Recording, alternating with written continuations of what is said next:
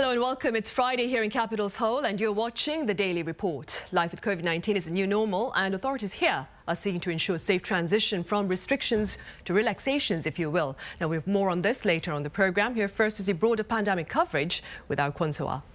So what do you have for us today? Sunny, in line with that transition that we are expecting, numbers have been below 2,000 for the entire week. So we're ending the work week with 1,684 cases tallied as of 12 a.m. And that includes 1,670 domestic transmissions and 14 cases from abroad. That has raised Korea's total number to 339,361 with 2,626 COVID-19 related fatalities. Now, as for our vaccination updates, we've got 40.2 million people that have received at least one dose of COVID-19 vaccine and 32 million are fully vaccinated. That's equivalent to 62.5%. Now, the average number of daily domestic transmissions in the past week has been dropping lately and now standing at a little over 1,600. And that is clearly shown on our next graph here because last week we ended the work week with over 2,100 cases, and now we're here at 1,684. Now, the proportion of cases in the capital region has been growing, however, and now standing at almost 83% when it comes to domestic transmissions tallied as of this Friday. So for a closer look, the capital region, as I said, has the highest number of infections, but due to the overall drop in cases, Seoul and Gyeonggi-do province are now in the 600s, and Incheon also dropped down to the double digits. Meanwhile, Jeju Island here with 10 new cases has surpassed the 3,000 mark in total infections this Friday. Now let's go over to our next map here, which shows us the current levels of social distancing measures here in the country, which will end this Sunday. So for now, we've got here the capital region under level 4 and the rest of the nation under level 3, although there are exceptions within these large districts. Now, the government has decided to extend these levels for 2 more weeks until the end of October, but with some adjustments, and we will go into the details later. But first, let's take a look at the global figures. 240.3 million infections were accumulated as of noon Korea time, and with almost 4.9 million fatalities. Let's go over to some countries here. Russia has seen its highest ever number of daily infections as well as deaths in the past day here since the beginning of the pandemic. At almost 7.9 million in total, it has reported more than 900 fatalities, 986 to be exact. And the UK is seeing over 44,000 cases in the past 24 hours. And especially a concern there is the soaring cases among children. And those are the general updates I have for now, but I'll see you again in a bit. Sunny? All right, so thank you for now. Right, and as our source mentioned, a slightly revised framework of COVID-19 prevention measures has been disclosed by authorities here on this Friday. And Shin Yeon joins me now with details on that. Yeon, welcome. Glad to be here, Sunny. Right, so tell us about the revisions in restrictions which are slated to go into effect starting the 18th of this month, then next Monday that would be. That's right, and not too much has changed. They have extended the current measures for another 2 weeks, meaning that the greater Seoul area is under level 4 and areas outside the capital are under level 3. But what did change was the limit on the number of people allowed to gather after 6 p.m. First, in the greater Seoul area, up to a maximum of 8 people can meet, regardless of whether they meet before or after 6 p.m. Of the 8, 4 have to be fully vaccinated. In areas outside the capital, under level 3 restrictions, people can meet in groups of up to 10, as long as 6 people are fully vaccinated. Also, business hours have been extended for certain venues in areas outside the capital region. Restaurants and cafes will be open till midnight. In the metropolitan area, only study cafes or performance halls and movie theaters will be allowed to operate until midnight from the previous 10 p.m. limit. Restrictions on how many people can attend weddings or sports games have also been eased, centering on those who have been fully vaccinated. Sports games like baseball and soccer didn't allow spectators in stadiums at regions under level 4. Now that stadiums will open up and indoor venues will be allowed to actually fill in 20% of their capacity with vaccinated spectators only. country. Outdoor stadiums, meanwhile, will be allowed to operate at nearly 1/3 of their capacity. And as for weddings, a lot of people have been curious. A total of 250 people can attend regardless of whether or not meals are provided, of which 49 people have to be fully vaccinated. For team sports, the minimum number of players required to play a certain sport will determine the size of gatherings allowed. Players will be able to compete as long as they've tested negative for COVID-19, even if they haven't been vaccinated. So Friday's guidelines will work as a bridge for the country to smoothly transition to next month's COVID-19 exit strategy of living with the virus, where authorities will focus on the number of deaths and patients in critical condition rather than total caseloads. Right. So these restrictions that we mentioned, the revised ones that go into effect from next Monday, hopefully will be the last set then before our phased return to normality. Hopefully, yes. The Prime Minister said that he hopes the measures introduced on Friday will be the final ones before the country eases even more restrictions from November. Take a listen. I really hope this will be the last adjustment before we start to gradually return to our daily lives as promised in November. We have some 15 days left before taking the step of returning to normal. This is our last hurdle. We ask everyone to continue cooperating with the measures and get vaccinated. The Prime Minister said authorities are still on the lookout for a potential uptick in cases following the 3-day weekend for Hangul Day on October 9th, and with many sightseers traveling around the country to enjoy the autumn leaves. But he remained optimistic that with higher vaccination rates, the number of new cases are likely to drop. Right, hopefully that will be the case. All right, Ian, thank you for now, but stay with us for the extended talk. Right, so the newly announced COVID-19 related measures go into effect, as Ian said, next Monday until the end of this month. The question now is what will happen after that? For more on that, our Soa joins me now back here at the desk. Soa, tell us. Sure, Sunny. So after the announcement of the extended social distancing measures and the adjustments, a number of follow-up questions were raised at today's briefing, including that what will happen after the 31st of October, because as of now, the government has not released, that is, an exact date on when we will start the so-called phased return to normalcy scheme. So officials said that early November is a date, but that it's not going to be the 1st of November. Here's more. We will comprehensively review our current virus prevention situation and vaccination rates in the upcoming social distancing periods. We also launched a special committee on October 13th to help our transition to normal.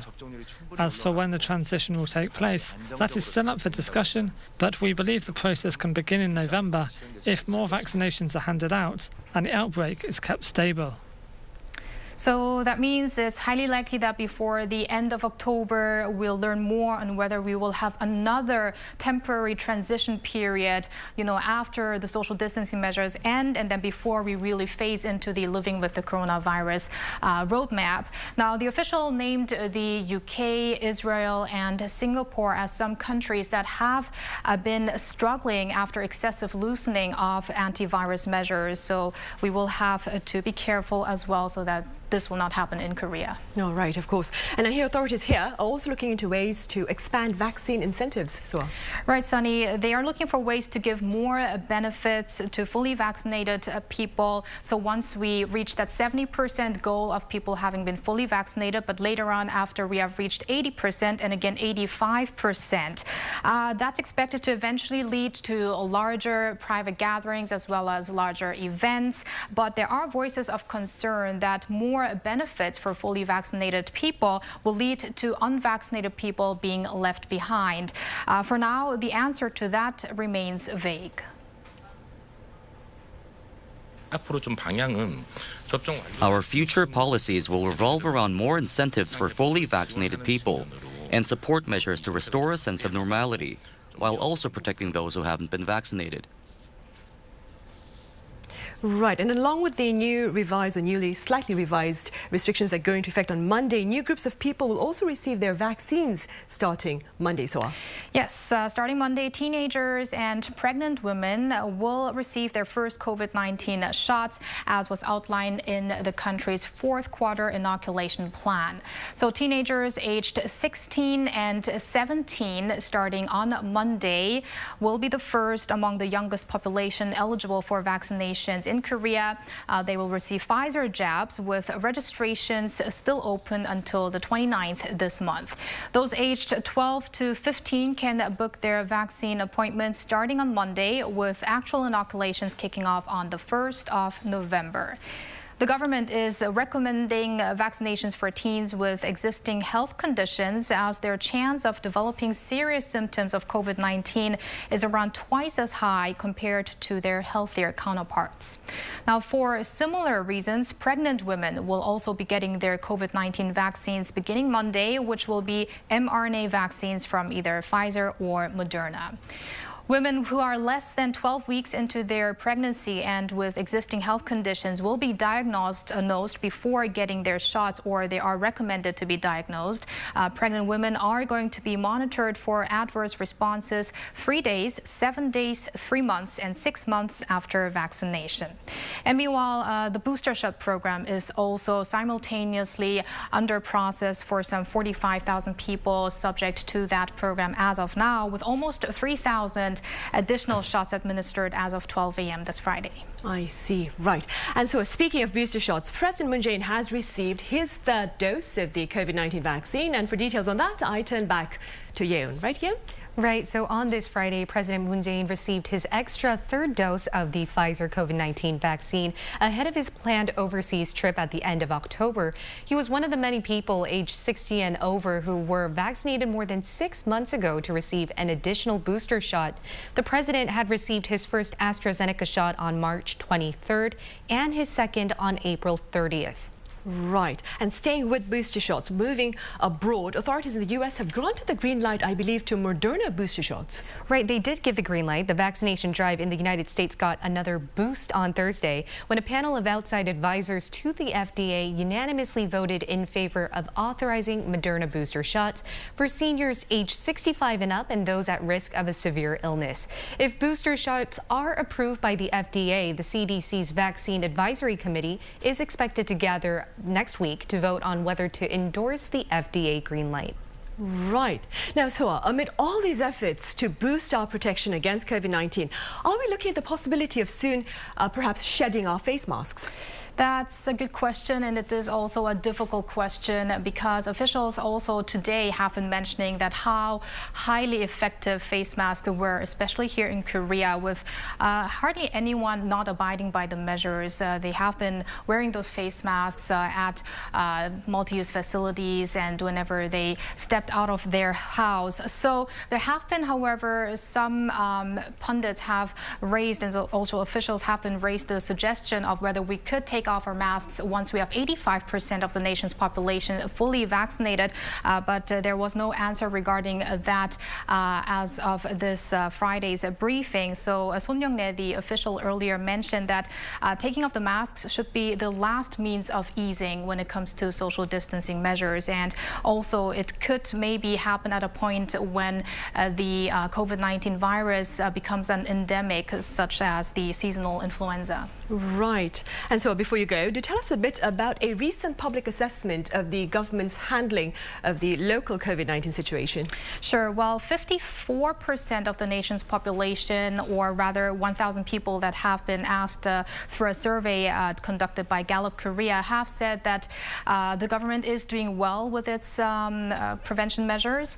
And that's actually the same percentage that we saw in September. But there has been a change in the number of people that said the government is not doing well, which stood at 33%, and that's a decline by 3.3 percentage points.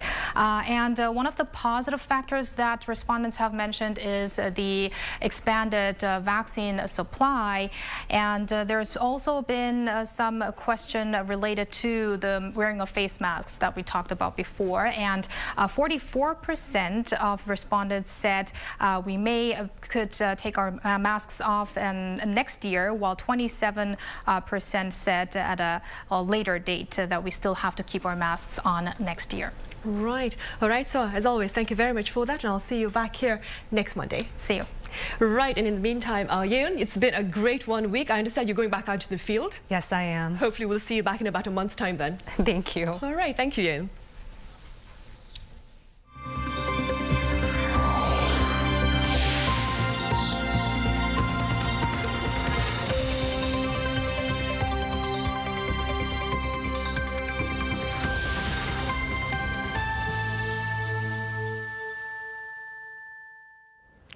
Russia has voiced support for President Moon Jae-in's latest call for a declaration to end the Korean War. Now, this is according to Seoul's top nuclear envoy following talks with his Russian counterpart in Moscow on Thursday. Pyunji has details.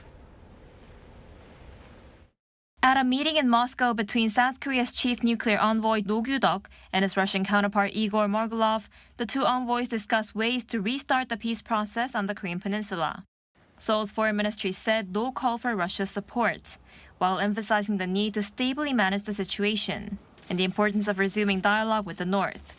Margulov acknowledged South Korea's recent efforts to move forward with the peace process and reaffirmed Russia's commitment to play a constructive role. Thursday's talks are their second face-to-face meeting this year, after Margulov visited Seoul in August. Russia is a permanent member of the UN Security Council, leads the six-party talks on North Korea, and is an important partner for South Korea. So Russia's cooperation and support is crucial for denuclearization and peace on the Korean peninsula. Do told reporters in Moscow that Margulov said the Russian government, quote, highly valued the end-of-war proposal as a step to build trust with the North, showing support for a formal end to the Korean War. This proposal was first suggested by South Korean President Moon Jae-in during a speech at the UN General Assembly. Seoul's foreign ministry said on Friday that Do will visit Washington, D.C. for 4 days from Saturday for talks on North Korea with his counterparts from the U.S. and Japan. The three envoys will discuss ways to improve trilateral cooperation to achieve complete denuclearization and lasting peace on the Korean peninsula. They last met on September 14th in Tokyo. 배은지, Arirang News. Meanwhile, the United States is waiting for North Korea's response to, quote, specific proposals. Now, this is according to U.S. State Department spokesperson Ned Price on Thursday. He refrained from elaborating on details of the U.S. proposals, but added Washington is willing to engage with Pyongyang without preconditions. Mr. Price also stressed direct diplomacy is the most effective means of engagement with North Korea and dismissed talk about efforts to engage North Korea being at a standstill. Countries, including Korea, are looking to strengthen collaboration against ransomware. Intentions to this end were shared at a virtual summit hosted by the U.S. Our Yoon Jung-min reports. During a two-day counter-ransomware initiative meeting on Wednesday and Thursday, high-level officials from some 30 countries discussed ways to tackle the escalating global security threat from ransomware. The participants included South Korea's Ambassador for International Security Affairs, Lee Chung-myeon, and the White House National Security Advisor, Jake Sullivan. The virtual meeting was also attended by the EU, India, and Japan, among others. They discussed countering the risks of illicit finance posed by virtual assets, which are commonly used as a means of money laundering. The White House said the participants have agreed to strengthen international cooperation to prevent ransomware payment flows, working together with regulators, financial intelligence units, and law enforcement. They have also agreed to work together on network resilience and continue diplomatic efforts on the issue. This comes as the U.S. is working to tackle ransomware attacks from North Korea, China, and Russia.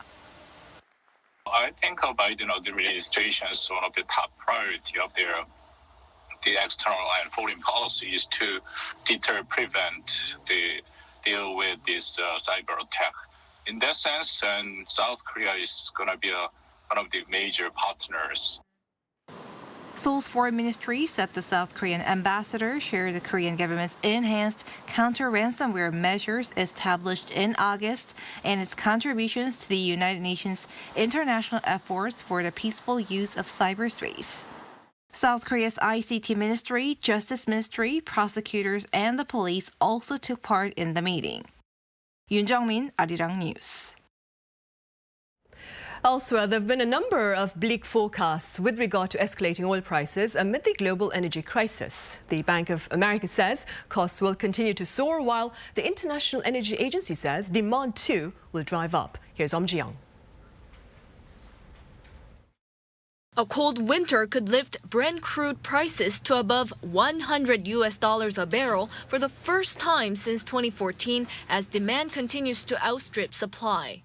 This is according to the Bank of America, which also said that the rising oil prices could lead to an economic crisis.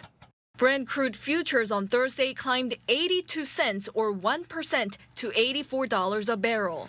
West Texas Intermediate crude futures for November delivery also gained 87 cents or 1.1% to settle at $81.31 a barrel.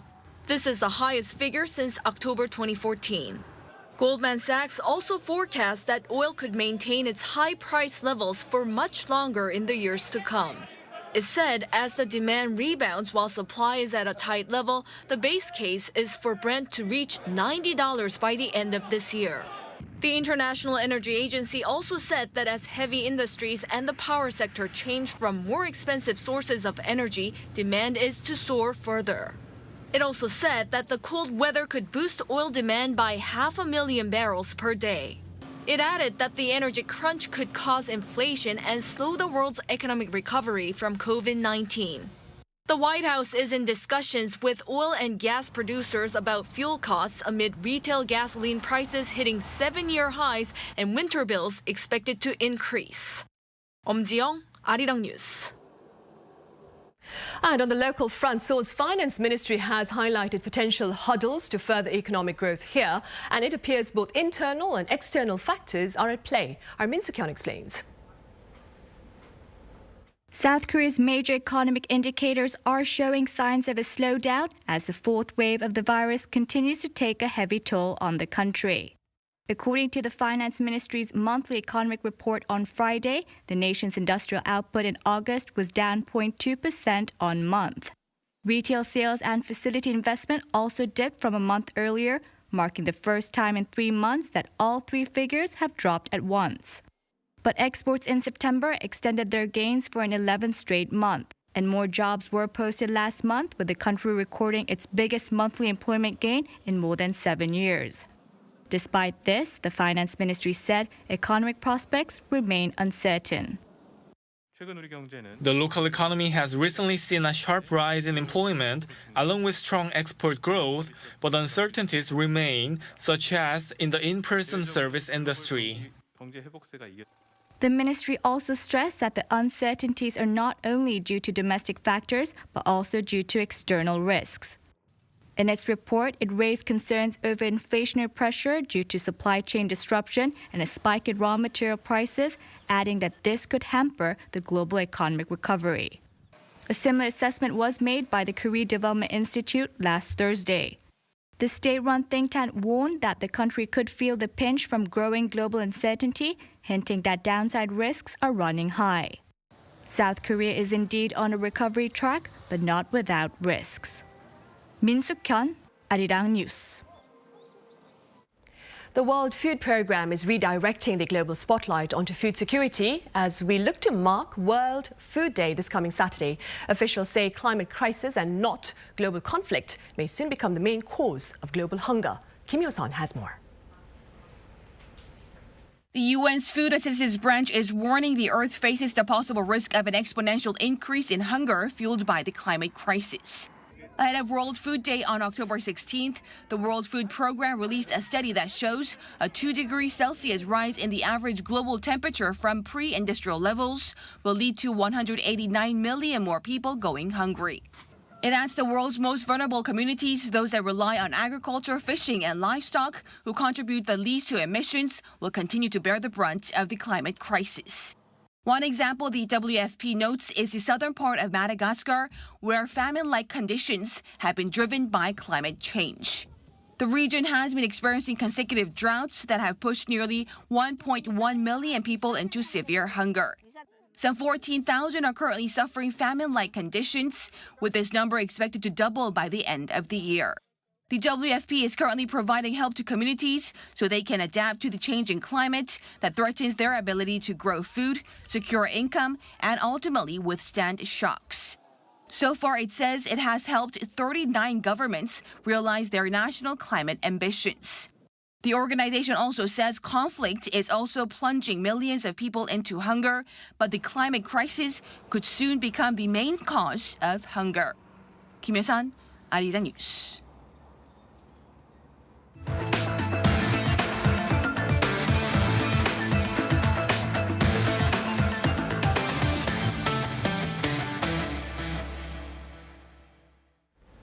It's time now for a weekly check on international media coverage of events related to the Korean Peninsula. And as always, I have Kim Sung-hyun here in the studio. Sung-hyun, welcome. Nice to see you.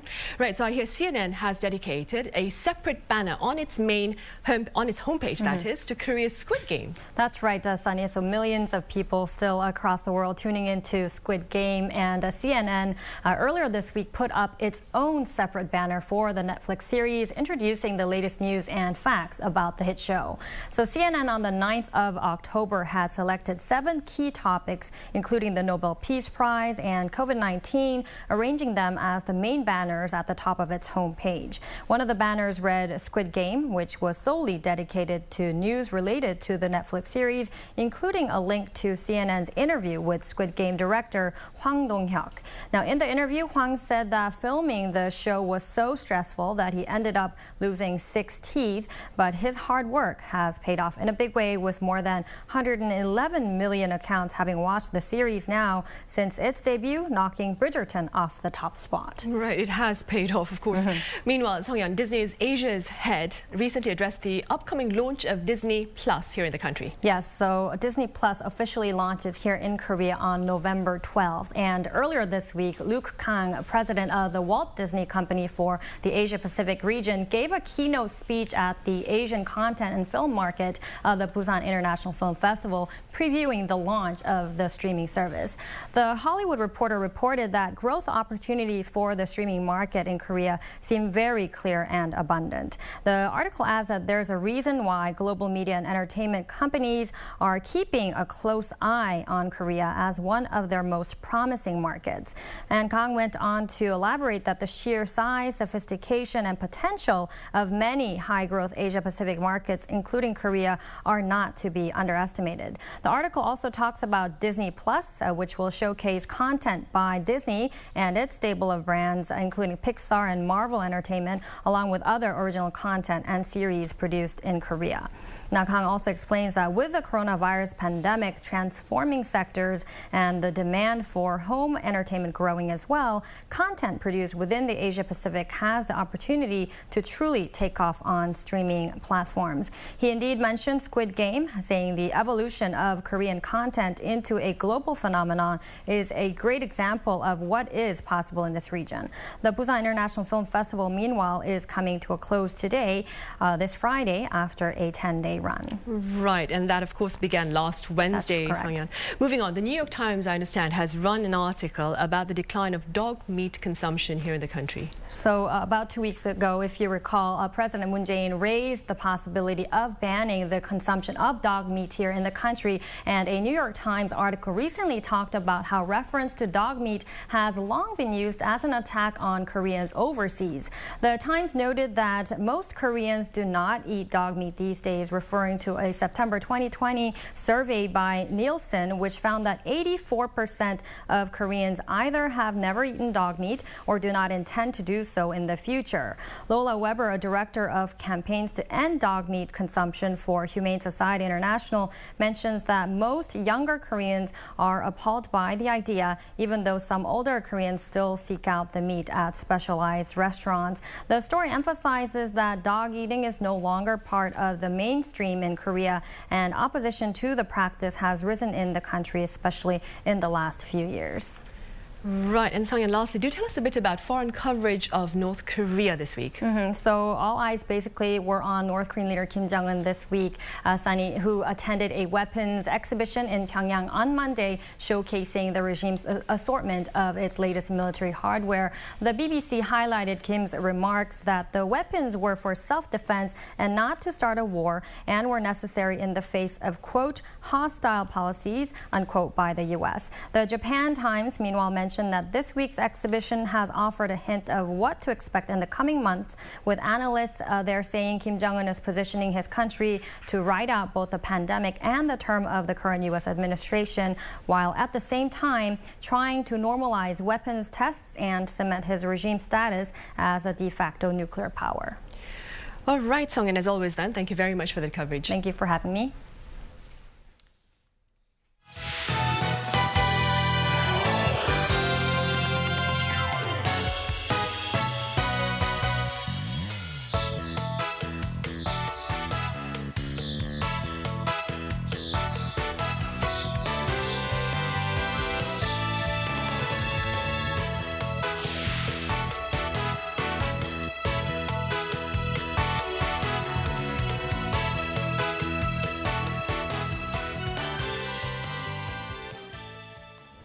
Korea's COVID-19 vaccination campaign is proceeding as planned, and according to authorities, 70% of the country's 51.3 million people will be fully inoculated in the near future, paving the path to a gradual return to normality. For more on this, I have Professor David Kwak from Soonchang University.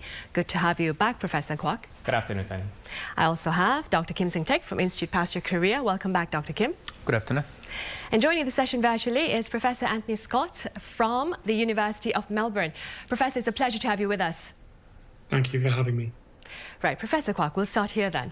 What is your assessment of the pace of Korea's vaccine rollout, which had a relatively slow start compared to its counterparts elsewhere? Right. So if I may refer to what an article by New York Times, they just recently put out an article comparing different countries of different speeds and paces of vaccination rate. In the beginning phase of the inoculations, obviously the Western countries, including the US and possibly, as we all know, Israel, was much faster than any other countries in vaccinating their own population. They have reached about 60-some percentages currently, and they have reached a stale point, so it's kind of no longer increasing anymore.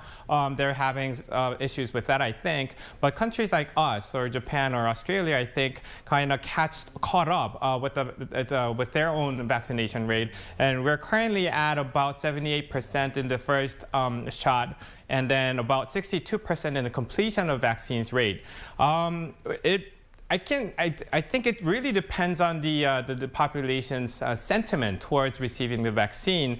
When the countries were abundant in their stocks to avail to their own people, it sort of created this sentiment where people became a little hesitant because they started having doubts, either from misinformations, or they were confused about what it can do to them or how it can protect them, as opposed to the case of Korea, where we were lacking in stock so much that actually a lot of people became more eager to receive it when they became available, so to reach a very high percentage of the vaccination rate. I think in this pace, I think we would be able to reach much higher, even vaccination rate, depending on the rate in the teenagers as well. But if we do, as the government says, reach a certain point or even beyond that, we may even face a phase where we would be able to loosen up in much greater restriction guidelines that we've had before. Right, and talking about easing our restrictions, Dr. Kim, will an 85% vaccination rate here allow for the absence of face masks, or perhaps an absence of restrictions on business hours? What are your thoughts? Yeah, that was actually talked about just just recently by the KDCA just officials. And I think, we have to keep in mind that this the mention was actually based on the some theoretical consideration, some theoretical situation, not in the some real world situation. So based this calculation is based on the some herd immunity and also basic reproduction numbers, and also considering the some highly just spreading just a Delta variant. In the previous before just a Delta variant, the numbers was just lower. But then now just the Delta variant, the basic reproduction number is now just close to 5 compared to the some prior the viruses. Now so just the numbers actually increased. So theoretically it is possible.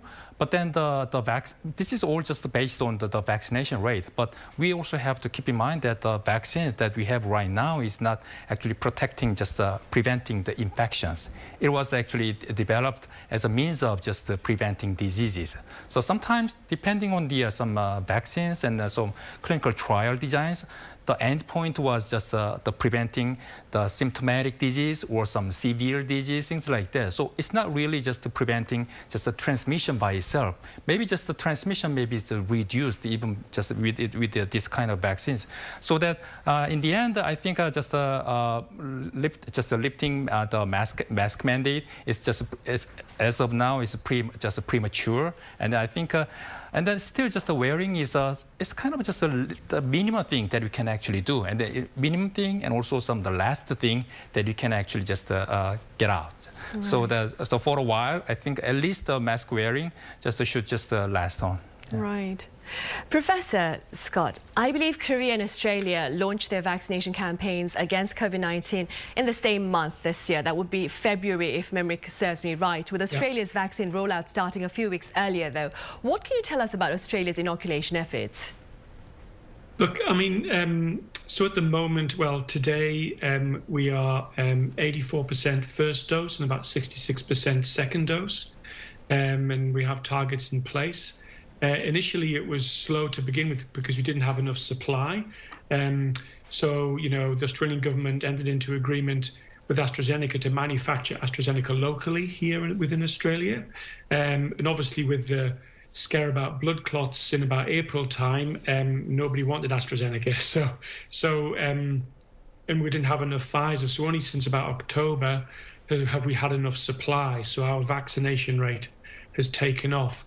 Although saying that, when we did find out about the issues with AstraZeneca, vaccine hesitancy was up at around 30% of the population, but it's still now down to around 13% of the population from some research that we've done. Right, and talking about reservations to COVID-19 vaccines, Professor Kwok, I hear there's a bit of concern here on the local front about whether all those who receive their first dose will actually get their second dose, especially among those who experience side effects following their inoculation. What are your thoughts? Right, so to the best of my knowledge, the people who received first shot and weren't able to get their second shot within the originally planned schedule marked about 0.6%. But that's also including the numbers who could not situationally get their shots despite them wanting to. So I anticipate the people who received the first shot and still waiting for their own second shots will eventually get their second shot, and I think will hit almost 100% of the people to get their vaccines. Now, I want to mention here that the differences of efficacy and protection between people who only receiving their first shot and people receiving or completing their vaccination schedule. With only the first shot, it's many different studies show obviously different numbers, but it's shown that it could reach anywhere between 30 to 60% of efficacy, as opposed to people who are completing their schedule are protected up to about 95 or 97%. That's a huge difference.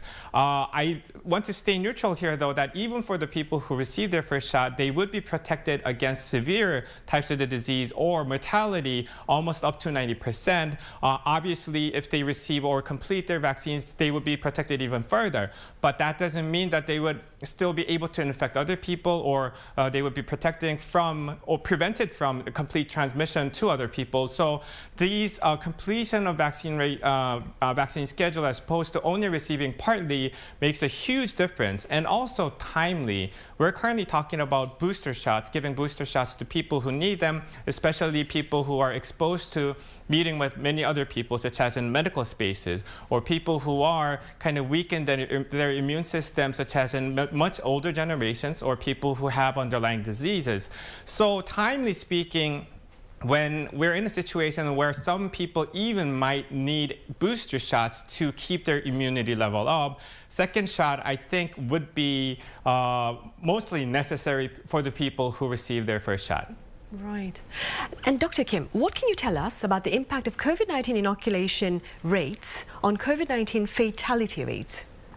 Well, yeah, actually, there's when the vaccination is rate, the fatality rate is just obviously just goes down. That's just a proven, that's a fact. But then recently we are seeing very interesting patterns among some countries, and then we do not actually can answer all the differences among those countries, like some European countries and then U.S. Those countries are actually showing a very similar vaccination rate, but then the outcome is seems very different in terms of fatality. So then but we are looking at some very interesting patterns in terms of such patterns. I can just mention a couple of things. The first one is the dose interval, where most of the vaccine that we are using is actually the two-shot vaccine, except for J&J, the Janssen vaccine. And then originally the vaccine was actually developed to shot with some interval of just in case for mRNA vaccine is 3 to 4 weeks apart. But then some countries, depending on some supply issues, the interval was actually extended. But then theoretically, the interval can be actually extended. Actually, originally Pfizer or Moderna said the 3 to 4 weeks, just because they should just expedite the vaccination rate. But then when the interval is just longer, then we can sometimes just see some better immunity after completing the vaccination. And the second one is some waning immunity. We actually talking about waning and also booster shot for many vaccines. But then maybe Israel and probably UK and the US are probably some of the countries that started very early the vaccination, because once finished the vaccination, their immunity is actually wanes. This is very natural phenomenon, especially for some neutralizing antibody titers are waning, and which means actually they can actually again susceptible to your infection, not just susceptible to the severe diseases, but susceptible to the infection itself. That might actually explain some of the differences among those countries. And the last thing, and then probably others, and then we can actually talk about some human behavior. In the human behavior in the different countries makes the difference in terms of fatality in spite of the very similar vaccination rate right now. Right, and we're talking about human behavior with regard to social distancing efforts then. Mm-hmm. Right. Professor Scott, Australia's largest city, Sydney, emerged from about a 100-day lockdown this past Monday with very little restrictions for those fully inoculated. Could you tell us a bit more about this reality? Yeah, look, it's an important thing. I think we've had vaccination rate targets, and we now, if you're fully vaccinated, you can go to restaurants, you can go out and about. There's no geographic restrictions anymore. And yesterday, the New South Wales Premier announced that they're going to let international flights in again. One of the issues in Australia is we've had our borders closed for 18 months, so that's a huge issue. And now as well, you're also going to need to be vaccinated to go to work for some occupations. That's being mandated for some occupations as well. So that's another thing. So if you're not vaccinated, you won't be able to get a job. And staying with that, Professor Scott, what is the public response to that kind of mandate? Look, it's been difficult. There has been protests, as in there have been in many countries. But I think it's making a lot of people get vaccinated more quickly. We can now vaccinate children who are over 12 as well. So that's all happening quite quickly. And I think people just want to get out of this and begin to live with COVID. Right, which is also the reality here in this part of the world. Professor Kwak, authorities have been urging undocumented workers here in the country to seek vaccination, reassuring them that their illegal status will not be questioned. What else can be done to encourage these foreign workers to get vaccinated? I think only in regards to the people who are undocumented in the country, I think assuring them or providing them 100% confirmation that their residency or their registration in the country would not matter or afterwards the vaccine would give them more of a sentiment to actually receive the vaccines. Number two, these are the people, only for the undocumented people that I'm talking about.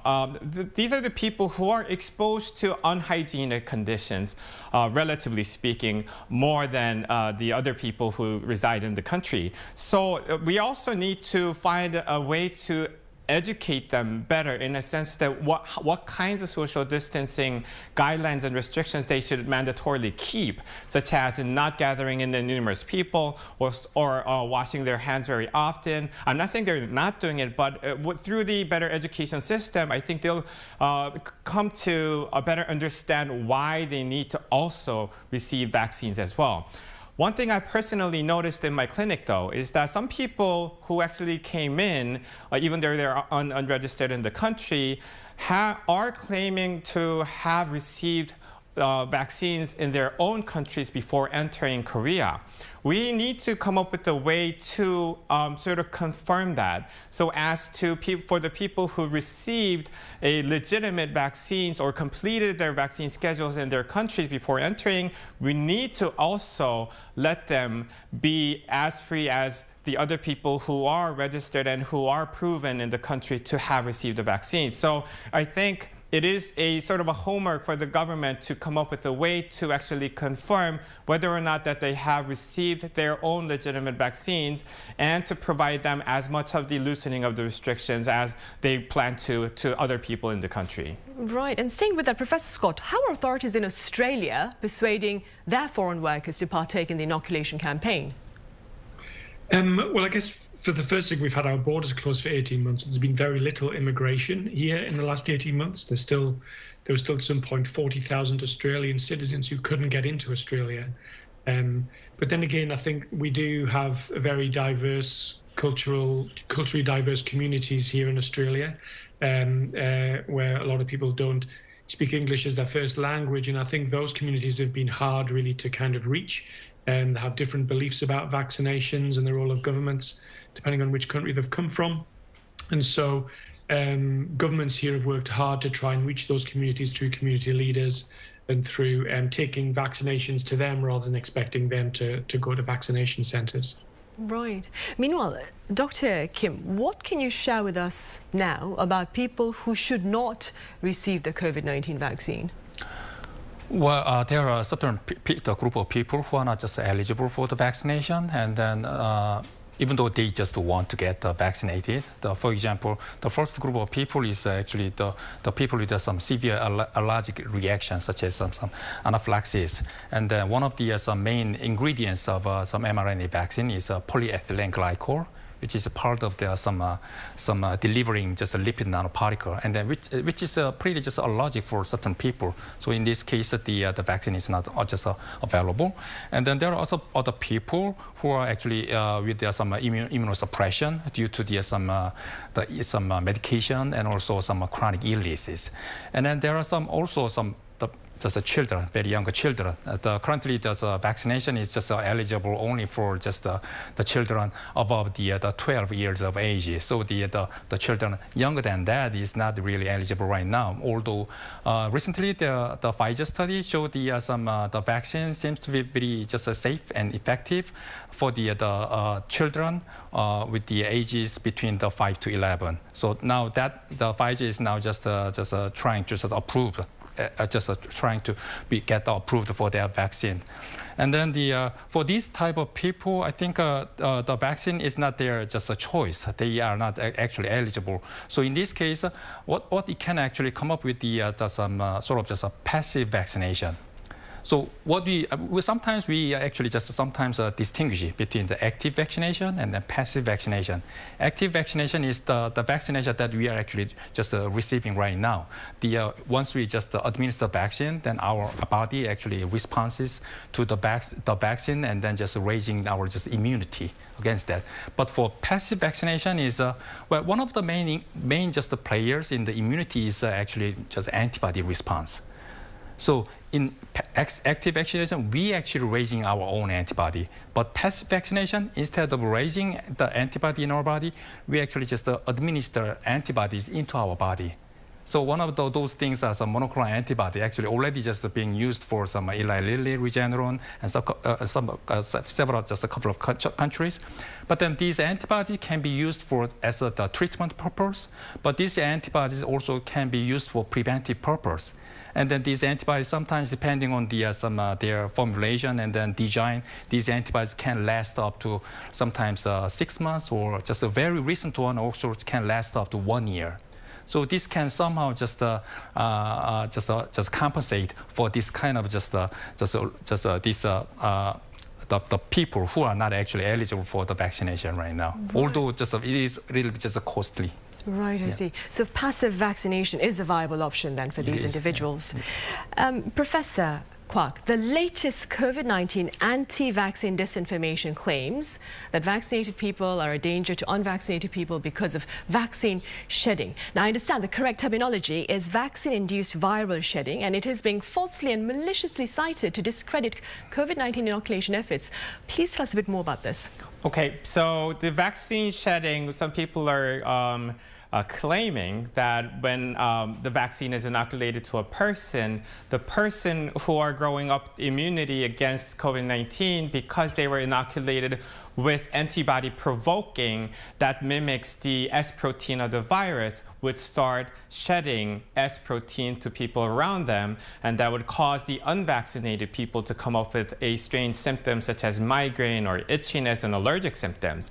Now, the I guess important factor is it feasible? Is it possible? I personally don't think so. I don't think there is any scientific proof that any sorts of vaccines, whether that be for COVID-19 or even for other diseases, could possibly, if they're inactivated, especially type of vaccine, could possibly make a person to start infecting, so to speak, other people with that little part of a genetic codon that person was implemented.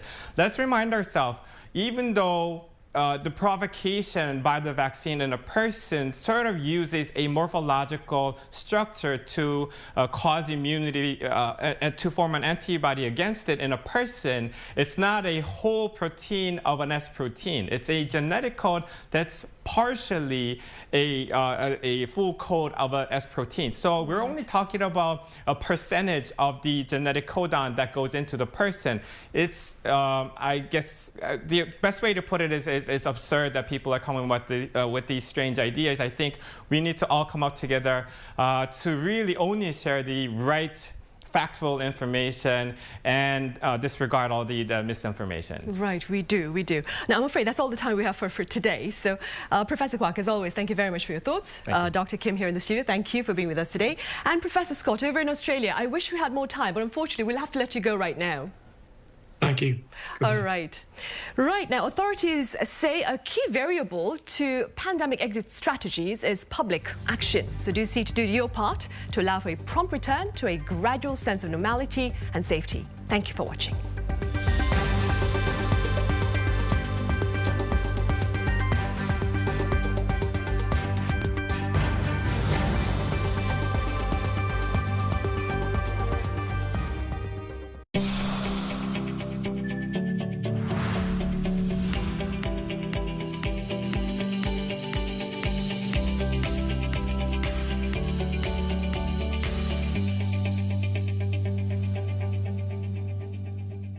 코로나19로 모두가 어려운 시기를 보내고 있습니다.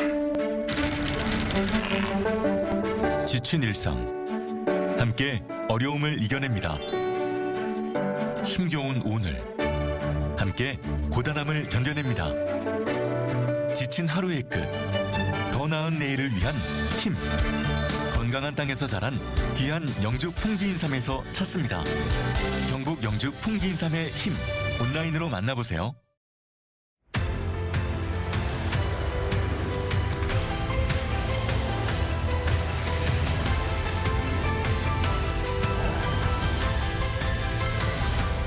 Arirang.